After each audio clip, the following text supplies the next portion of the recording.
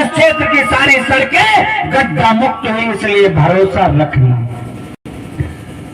और हमारे अगर लाठी चलेगी तो हमारे अम्मा बप्पा यहाँ नहीं है। हमारे अम्मा बप्पा जो भी हो आप ही हो, आपकी मर्जी हो तो बचाना, और अगर आपकी मर्जी हो तो हमको यहाँ अकेला छोड़ करके भाग जाना।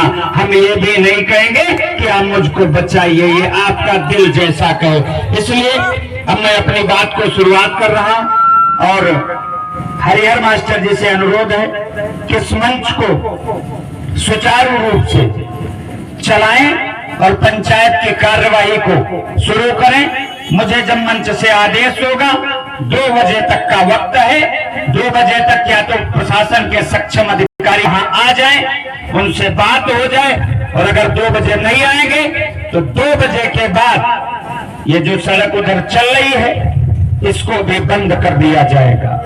5 बजे से जल सत्याग्रह भी, उधर इंस्पेक्टर टनियामा के खड़े, उधर टनियामा का फोर्स लगा है। इंस्पेक्टर साहब कह रहे थे कि नदी में मत जाना, इसमें बड़े मगरमच्छ हैं। अरे नदी के मगरमच्छ दिख गए, लेकिन शासन और प्रशासन के जो अधिकारी हैं, जो नौकर हैं, जो 75 साल से मगरमच्छ बन के हमको खा रहे हैं, ये नहीं दिखाई पड़े और नदी के अंदर के मगरमच्छ दिखाई पड़ गए। इसलिए जो दिखते हैं उनको भी ठीक किया जाएगा और जो नहीं दिखते हैं उनको भी ठीक किया जाएगा। अब फैसला रण क्षेत्र में होगा, अब फैसला युद्ध क्षेत्र में होगा। अगर मरना ही नसीब में है तो लड़के मरेंगे, घुट घुट कर नहीं मरेंगे, चाहे जलकर मगरमच्छ में डाले और चाहे शासन और प्रशासन के मगरमच्छ हमको मारे डाले, अब घुट नहीं पाएंगे। इसलिए हरिहर मास्टर जी अब आप मंच की कार्यवाही को शुरू करें और 1.25 घंटे का वक्त, अब 1.25 घंटा भी नहीं बचा, अब बचा है 1 घंटा 5 मिनट।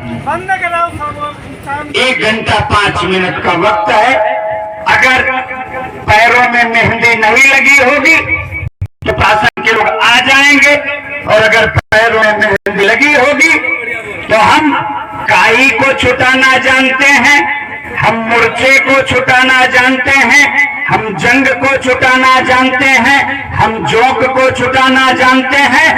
से मेहंदी की जगह कहीं चमड़ी हुई ना छुटानी पड़ जाए तो 1 घंटे के पहले अगर हाजिर होंगे नौकर और देंगे मालिकों को जवाब, तब तो ठीक है, अन्यथा लड़ाई आर पार की होगी। हम तो मन बना के आए, स्वीकार नहीं किया जाएगा, वरना कटीले तार निकाल कर इन सड़कों पर लगा देंगे और शासन के प्रशासन के लोगों से तब पूछेंगे कि बताओ दोगला कौन है।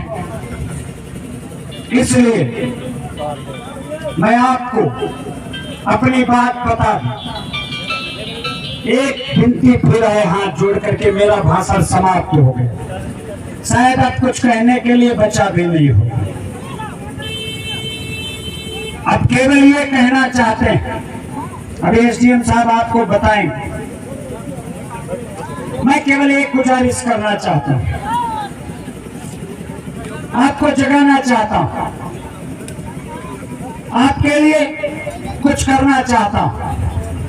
आपके परिवार का बेटा होने के नाते जिन सांसदों को, जिन विधायकों को आपने सदन में भेजा है, अपने क्षेत्र का पैरोकार बना करके भेजा तो था बोलते हुए, लेकिन सदन में जैसे ही पहुंचे वैसे ही बौड़े बनकर उनकी बोलती बंद हो गई।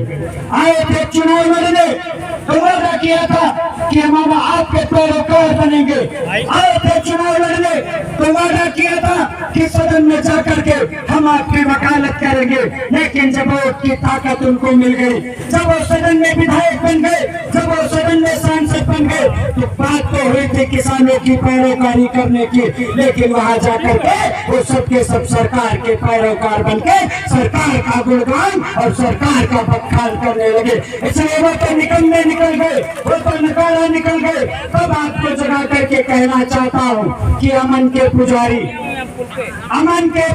अमन बेच देंगे, अमन के पुजारी अमन बेच देंगे, वतन के पुजारी वतन बेच देंगे।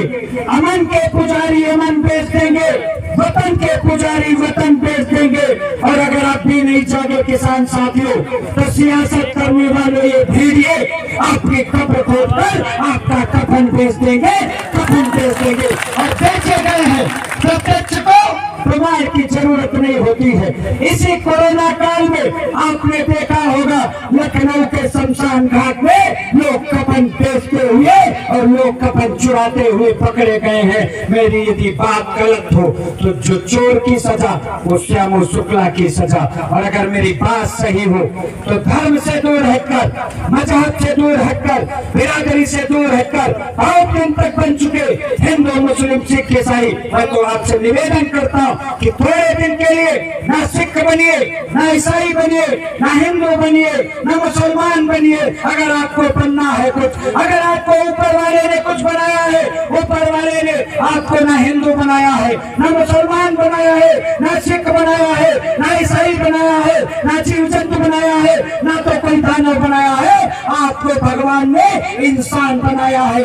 इसलिए थोड़े दिन के लिए किसान और इंसान बन जाइए और इंसानियत के नाते अपने फर्ज को निभाते हुए, अपने दायित्व को निभाते हुए, अपने महापुरुषों को याद करते हुए, आजादी के पहले का इतिहास पढ़ते हुए निकलिए निडर होकर के और उठाइए हाथ में डंडा। जैसे उस वक्त राष्ट्रपिता महात्मा गांधी अंग्रेजों से डंडा लेकर के लड़ने गए थे और लड़ते लड़ते देश को आजाद करा गए, वैसे ही आज भ्रष्टाचार अत्याचार से छुटकारा पाने के लिए लीजिए डंडा और कुचलिए जहरीले नागों का पान, डालिए बिगड़े लोगों की नाक में नकेल और चलना सिखाइए उनको अपने इशारों पर। अरे आप तो हिंदुस्तान की वो शख्सियत है, अब तो हिंदुस्तान की वो ताकत है।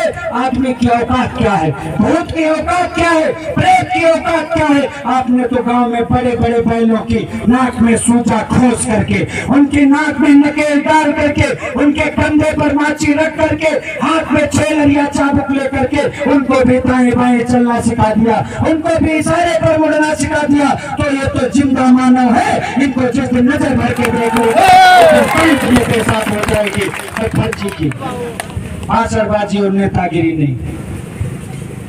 5 बज गए। मैंने कहा कि किसान बैठे हैं, तुमको 2 बजे 3, 4, 5 बज गए नहीं हो तुम्हारे आका आएंगे, बताइए बहुत समझा रहे हम जो भी करना ये बताया दे रहा हूँ, करना ये बताया दे रहा हूँ।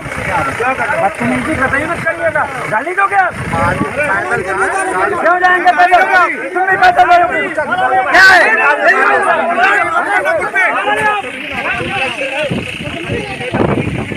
गाड़ी आपने कैसे वापस कर दी? पैदल जाइए, आप खड़ी करिए।